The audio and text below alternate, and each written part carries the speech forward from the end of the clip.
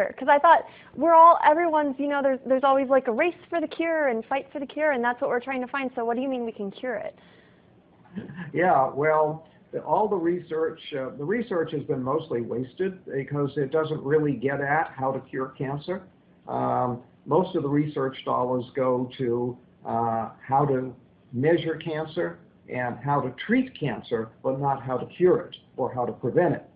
And again, the technology, the knowledge to prevent and cure cancer already exists. All we have to do is teach it to people, put it to use, and that's why I wrote a whole book on it. My book, Never Fear Cancer Again, because you don't need to fear cancer. Never fear cancer again because we know how to prevent it, we know how to cure it. All we need to do is teach people how to do it. So what is the cure? Well, we talked about, in the first segment about cells, how the body is made of these little microscopic units of cells. You cannot be sick unless cells malfunction. Well, when cells malfunction in a certain way, we get what we call cancer. Well, what is that certain way? That certain way is that the cell is no longer metabolizing oxygen properly. So there is a deficiency of oxygen metabolism in the cell. When that happens, the cell turns into a cancer cell.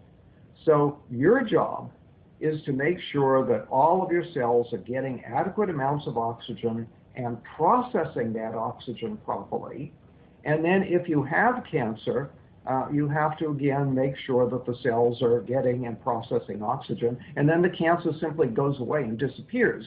I mean, we have people who read my books with stage 4 cancer, people who are sent home to die. They're told by their doctor, there's nothing more we can do for you. Go home, call hospice, die. They read the book, they cure their cancer, and it's all gone. It's so simple to do. So how do you make sure that your cells are getting enough oxygen? Because I can't tell. I mean, my cells look fine to me. I don't know. Yeah, well, they do look fine. Well, one thing you can do is to stop eating sugar. In fact, you have to stop eating sugar, especially if you have cancer. Cancer cells eat only one food, and that's sugar. Really? Oh, yeah. Oh, and I had they no eat idea. a tremendous amount of sugar. So if you eat sugar, you're feeding the cancer. So if you have cancer, you have to be off of all sugar. And if you want to prevent cancer, be off of all sugar. Sugar causes cancer in many different ways. For example, we talked about the fact that sugar lowers your immunity, damages your immunity. Well, your immune system is your #1 defense against cancer. So if every day you're constantly lowering your immunity because you're eating sugar, you're going to make yourself more susceptible to cancer. Then if you do have a cancer cell in your body, the cancer cell needs a lot of sugar. So if you're eating a lot of sugar, you're feeding the cancer cell, helping it to grow. Then if you're eating a lot of sugar, what happens is the body declares an emergency. When you increase the sugar content of the blood, the body declares an emergency and shoots a lot of insulin into the blood. The insulin tells the cells to suck up sugar.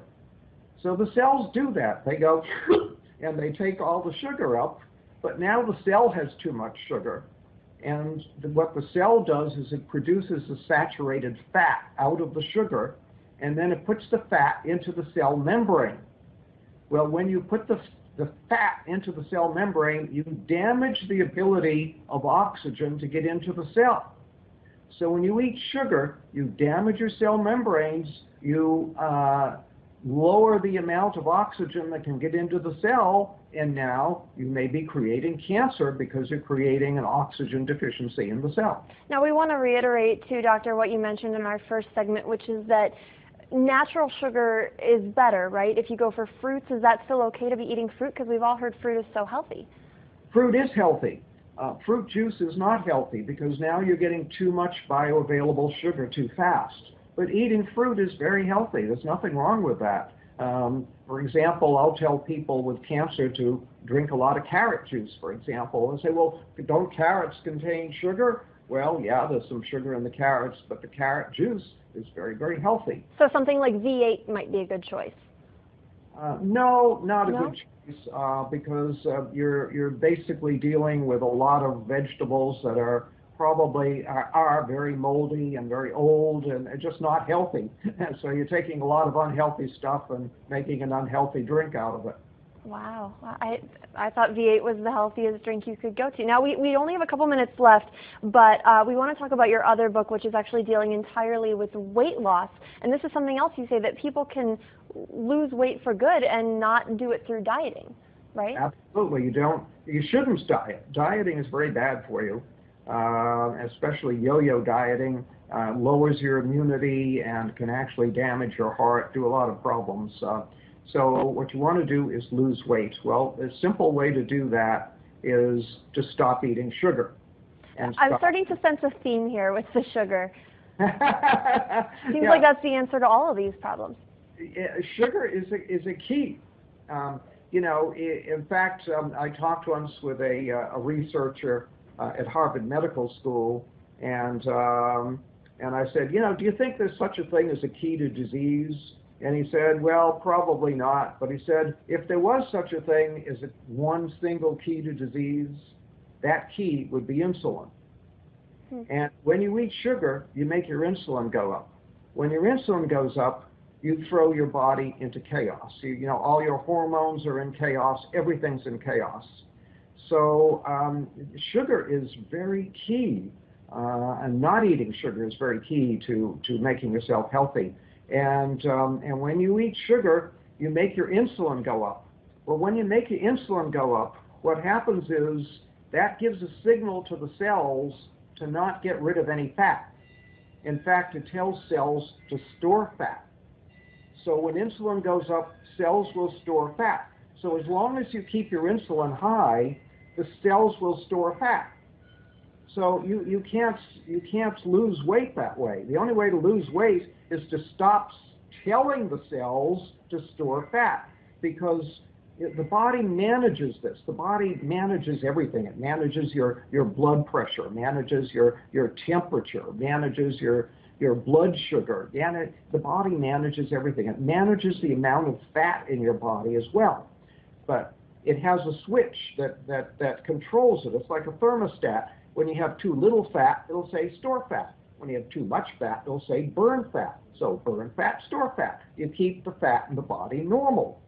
When you eat sugar, you make the insulin go up. The insulin turns on a switch that says store fat. Gotcha. And as long as that switch is in the on position, I have people that come to me and they say, I eat like a bird and I'm still gaining weight. But they're eating the wrong things maybe.